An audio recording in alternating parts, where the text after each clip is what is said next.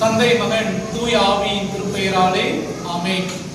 கிறிஸ்துவுக்குள் பிரியமானவர்களே, இந்த தவக்காலத்திலும் கூட இந்த இணையத்தின் வழியாக உங்களை சந்திப்பதில் மிகுந்த மகிழ்ச்சி அடைகிறேன். இந்த அருமையான வாய்ப்பினை வழங்கின கடவுளுக்கு நன்றி சொல்வதோடு அருமையான நம்முடைய இலங்கை இயக்கத்தினுடைய பொதுச் செயலாளர் ஐயா அவர்களுக்கும் எனது மனமார்ந்த நன்றியை சொல்கிறேன். கண்களை மூடி கடவுள் நோக்கி ஜெபம் செய்வோம். எங்களை அதிகமாக நேசிக்கிற அன்புமிக்க ஆண்டவரே, இந்த அருமையான தவக்காலத்திலும் கூட இந்த இணையத்தின் வழியாக ஆண்டவரே உடைய திருவார்த்தைகளை சிந்திக்கும்படியான வாய்ப்பை உருவாக்கி கொடுத்த மாபெரும் செயலுக்காக இறைவனுக்கு நன்றி சொல்லுகிறோம். ஆண்டவர் நீர் தொடர்ந்து இந்த தவக்காலத்திலே உங்களுக்கு பிரியமான பணிகளை செய்ய எங்களை ஊக்கப்படுத்துங்க, உற்சாகப்படுத்துங்க, வழிநடத்துங்க. உங்களுடைய அருளும் நலமும் ஆசையும் எல்லாம் எங்களோடு கூட இருக்கும்படியாய் உங்களுக்கு ஆண்டவர் வேண்டுகிறோம் சாமி. தொடர்ந்து பொறுப்படுத்துங்க. இறைவன் இயேசு கிறிஸ்து சாமி. ஆமென்.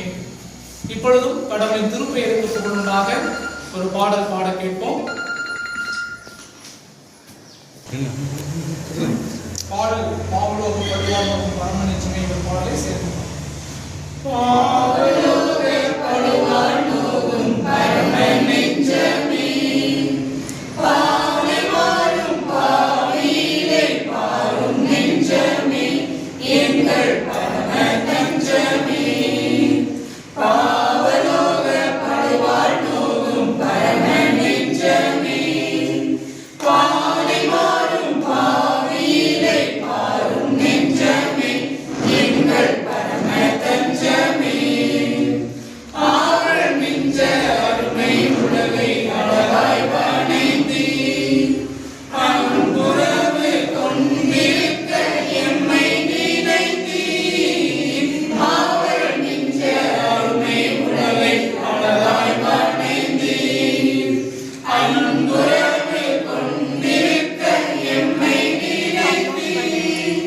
சாவதறியாமலே சாபம் அடைந்தோம், சாவதறியாமலே சாபம் அடைந்தோம். சாமை காண தாங்கிடாமல் கண்ணீர் சொரிந்தீ, சாமை காண தாங்கிடாமல் கண்ணீர் சொரிந்தீ.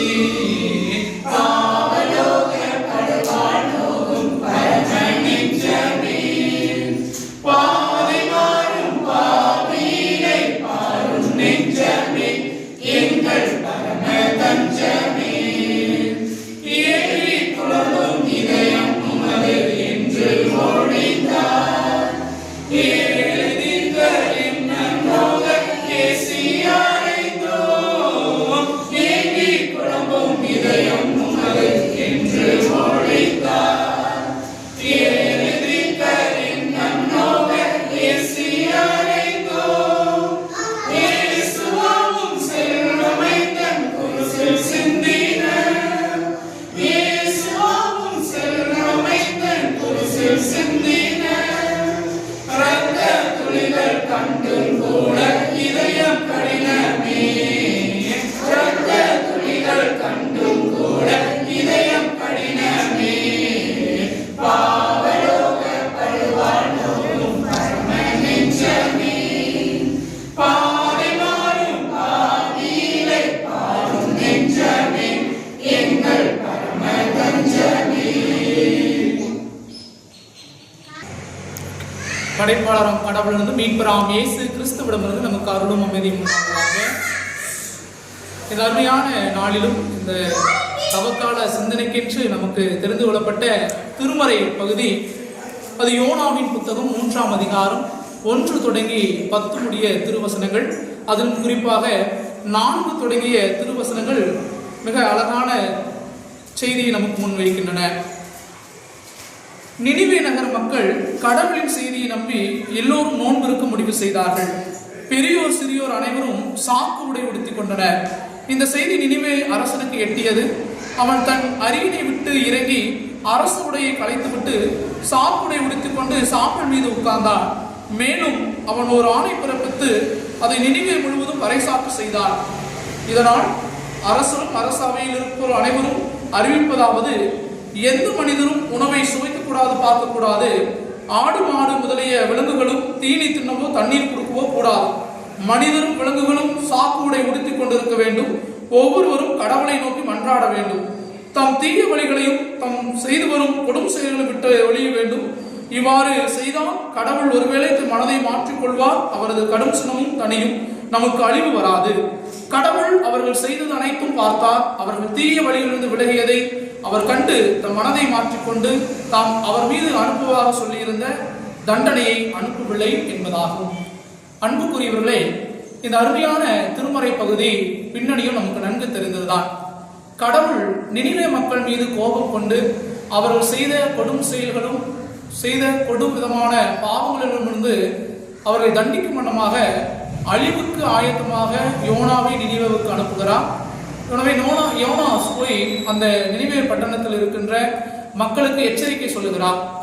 ஒருவேளை இந்த நாட்களில் நீங்கள் மனம் மாறிக்கொண்டால் கடவுள் உங்களுக்கு வாய்ப்பு வழங்கலாம் என்கின்ற பின்னணியத்தோடு இந்த பகுதிகள் நமக்கு சொல்லுகிற முதன்மையான செய்தி.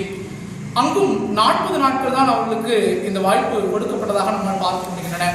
கிறிஸ்துவுக்குள் பிரியமானவர்களே, இந்த அருமையான தவக்காலங்களும் நமக்கு 40 நாட்களோடு கூட பயணிப்பதாக பார்க்க முடிகின்றன. ஒருவேளை இந்த நோன்பு காலங்கள் எப்படிப்பட்ட ஆயத்தங்களோடு எப்படிப்பட்ட அர்ப்பணிப்புகளோடு நாம் இதில் பயணிக்கிறோம் என்பதை சிந்தித்து பார்க்க அழைக்கப்பட்டிருக்கிறோம். இந்த பகுதியிலிருந்து ஒரு 3 காரியங்கள் மட்டும் உங்களோடு கூட பகிர்ந்தளிக்கலாம் என்று நினைக்கிறேன். ஒருவேளை இந்த தவக்காலங்கள் நமக்கு கொடுத்திருக்கிற மீண்டுமான ஒரு வாய்ப்பாக, புதிய ஒரு நம்பிக்கையின் காலமாக பார்க்க முடிகின்றன. இந்த தவக்காலங்களில் எண்ணற்ற ஒப்படைப்புகளோடு அர்ப்பணிப்புகளோடு நாம் பயணிக்க முயற்சித்திருப்போம். ஒருவேளை பலவிதமான திட்டங்கள் இந்த தவக்காலங்கள் நாம் தீட்டியிருப்போம். உணவு உட்கொள்வதை குறித்திருந்தும், மாமிசம் உட்கொள்ளக்கூடாது என்பதிலிருந்தும், அதுபோல பொது ஆடம்பரமான செலவுகளை தவிர்க்க வேண்டும் என்று சொல்லியெல்லாம் பல திட்டங்களை தீட்டியிருப்போம். அதற்கு மத்தியிலே நாம் இன்னும் அதிகமாக கடைபிடிக்க வேண்டியது என்னவென்று சொன்னால், இந்த நினிவே நகர மக்களிலிருந்து, குறிப்பாக அந்த அரண்மனையில் இருக்கிற நிகழ்விலிருந்து 3 காரியங்களோடு சொல்கிறேன். முதலில் இந்த தவக்காலங்கள் எதை நோக்கி பயணிக்க வேண்டும் என்று சொன்னால், தாழ்மையை நோக்கிய பயணமாக மாற வேண்டும். நினிவேவுக்கு யோனா இந்த அறிவுறுத்தலை சொன்னவுடனே நினிவேவில் ஆளுகின்ற அரசர் தன்னுடைய அரியணையிலிருந்து இறங்கி வந்தார் என்கிற திருமறை வசனம் சொல்லுகின்றன. கடவுளுக்கு எதிராக நாம் குற்றம் புரிந்திருக்கிறோம் என்பதை உணர்வோம் என்று சொன்னால், கடவுளுக்கு எதிராக நாம் தீங்குளித்திருக்கிறோம் என்பதை அறிவோம் என்று சொன்னால், நாம் இருக்கிற இடங்களிலிருந்து, நம்முடைய உயர்வான எண்ணங்களிலிருந்து, நாம் அதிகார சிந்தனையிலிருந்து இறங்கி வருவதற்கு அழைக்கப்பட்டிருக்கிறோம். முதலாவது, இந்த தவக்காலங்கள் தாழ்மையை நோக்கிய பயணமாக மாற வேண்டும். ஒருவருக்கொருவர் தாழ்மையோடு நடந்து கொள்வதிலும், ஒருவருக்கொருவர் தாழ்மைக்குரியதாய் மாற்றிக்கொள்வதுமாக சிந்தையுடையவர்களாக மாற வேண்டும் என்பதை தான் கடவுள் நம்மிடத்தில் எதிர்பார்க்கிறார். உயர்ந்த மனநிலைகளோ, உயர்வான அதிகார சிந்தனைகளோ, ஆடம்பரமான எண்ண சிந்தனைகளோ அல்ல, மாறாக தாழ்மையின் சிந்தனை நமக்குள் எழுவதும், தாழ்மைக்கு நேராக நம்முடைய வழிகளை தொடர்வதுமாக இருக்க வேண்டும் இந்த அருமையான தவக்காலங்கள்.